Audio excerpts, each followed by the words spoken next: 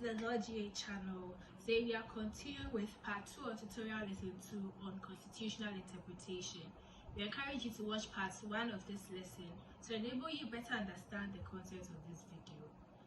We believe that this lesson will substantially aid you in your study of constitutional law interpretation. Please read the facts of the cases we are presenting to enable you to further appreciate the principles stated. Kindly subscribe, like, and share. We are grateful in advance. Okay, so the first thing we're talking about in this video is reference jurisdiction. So according to clause 2 of article 130, one issue that relates to a matter or question referred to in clause 1 of this article arises in any proceedings in a court other than the Supreme Court, that court shall stay the proceedings and refer the question of law involved to the Supreme Court for determination. And the court in which the question arose shall dispose of the case in accordance with the decision of the Supreme Court. Honorable CJ in Republic and Maikankan on interpreting today's clause 2 of article 130 of the Constitution 1992 said, a lower court is not bound to refer to the Supreme Court every submission alleging as an issue the determination of a question of interpretation of the Constitution or of any other matter contained in clause 1 of article 160 A and B. If in the opinion of the lower courts the answer to a submission is clear and unambiguous on the face of the provisions of the Constitution or laws of Ghana, no reference needs to be made since no question of interpretation arises, and the person who disagrees with or is aggrieved by the ruling of the lower court has his remedy by the normal way of appeal, if he chooses. To interpret the provisions of clause 2 of article 160 of the Constitution 1992 in any other way may entail and encourage references to the Supreme Court of frivolous submissions, some of which may be intended to stultify proceedings or the due process of law, and may lead to delays such as may in fact amount to denial of justice. It was again held in Yadom and Amanyampong that when the issue to be resolved is clear, the court ought to resist the temptation to interpret the provision.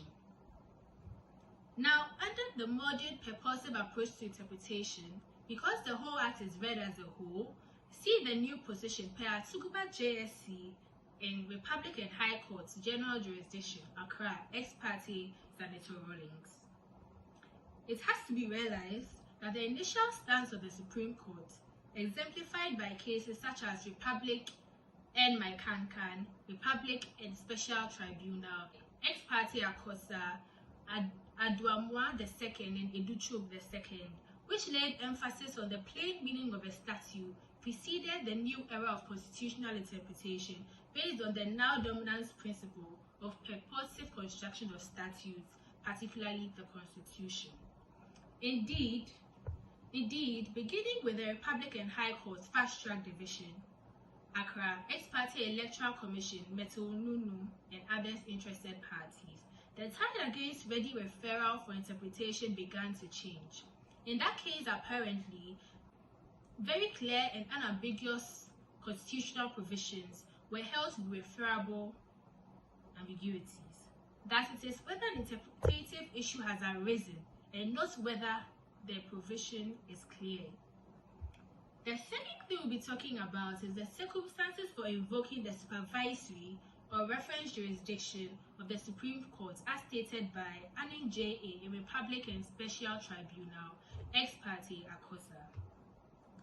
A.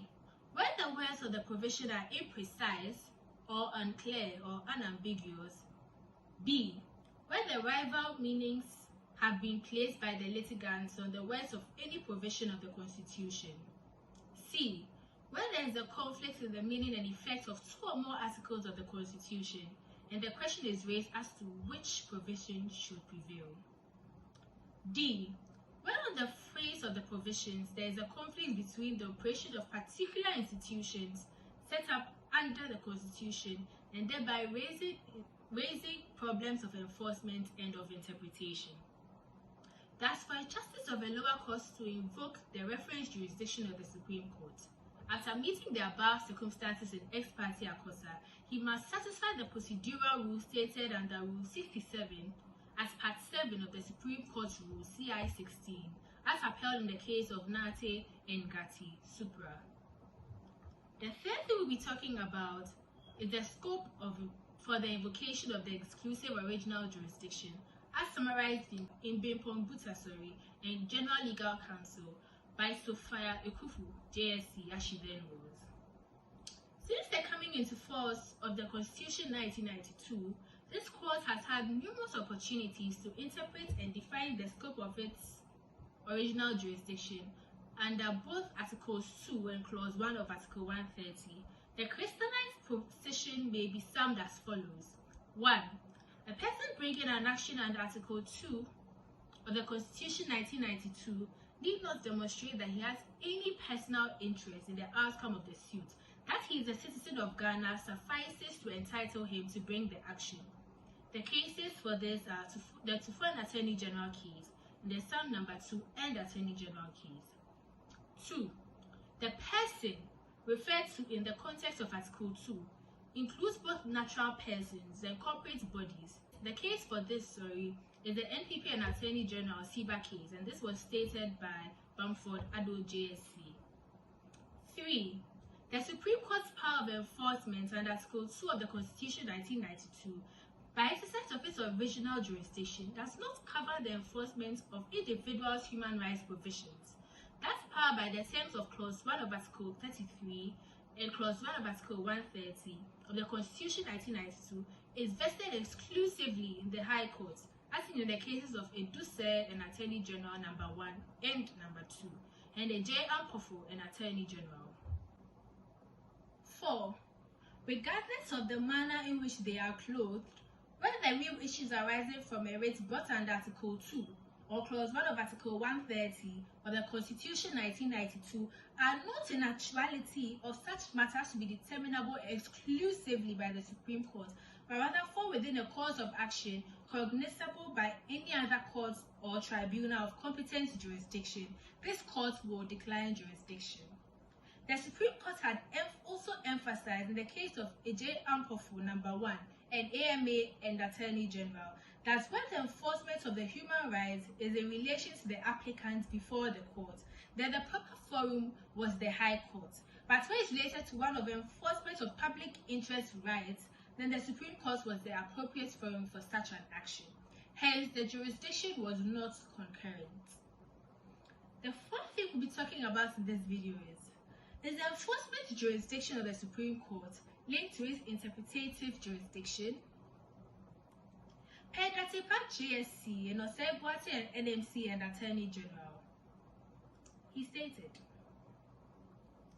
"Thus, Anin J.A. in this locus classicus and the exclusive original jurisdiction of the Supreme Court under the previous equivalent of the current clause 1 of Article 2 and Article 130 of the Constitution 1992 asserted that the requirement of an ambiguity or imprecision or lack of clarity applied as much to this court's enforcement jurisdiction as it did to its interpretative jurisdiction. This is clearly right in principle, since to hold otherwise will imply opening the floodgates for enforcement actions to overwhelm this court. Accordingly, in my view, where constitutional provision is clear and unambiguous, any court in the hierarchy of courts may enforce it, and this court's exclusive original jurisdiction does not apply to it. Ambiguity or imprecision or lack of clarity in a constitutional provision is as much a precondition for the exercise of the exclusive original jurisdiction of this court as it is for the exclusive original interpretative jurisdiction. The original jurisdiction of this court stems from Article 2 and 130 of the Constitution 1992.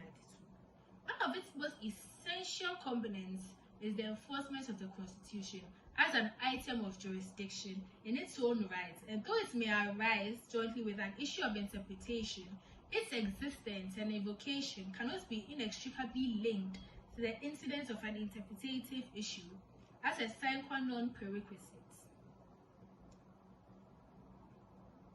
In the case of Sumaila Bible No. 1 and Adamu Dramani and Attorney General, Badegbe JSC said, "A A careful reading of clause 1 of Article 130 would reveal that the word "and" in its clauses A and B had been used in respect of two special or exclusive jurisdictions of the Supreme Court that were not available to the High Court, and that it was not intended to mean that for the Supreme Court to have jurisdiction in cases of enforcement, the question for decision must also involve the interpretation of the Constitution. A contrary interpretation of Clause 1 of Article 130 would render Clause 1 of Article 2 of the Constitution superfluous. Thus, the majority opinion Nosei Boasi became the minority view in the Sumaila Bible case. This has been followed in the case of Emmanuel Korn Attorney General and Justice Deuce. Per Atuguba JSC, with a celestial respect to the proponents of this view, the converse of the matter is rather true. It is rather trite law that no action can be brought in this court to interpret a clear and unambiguous provision of the Constitution. It will be seen that Article 2 of the Constitution is headed Enforcement of the Constitution, and the ensuing provisions are meant to attain the enforcement of the Constitution. There is therefore express authority in the Constitution itself for the view that the enforcement jurisdiction of this court is a conspicuously independent item of jurisdiction of this court. We conclude on this by noting that the enforcement jurisdiction could coincide with the interpretative jurisdiction, but is capable of standing alone in the sense of a person coming to court to seek a relief for its sole enforcement, even though on the face of it there is no question to interpretation at all. This is the end of part 2 on the topic of constitutional interpretation. We hope to catch you on the next video. Thank you very much for staying all through with us, and please remember to subscribe, turn on your post notifications, like and share to everyone as we continue to bring you quality educative and informative content. Thank you.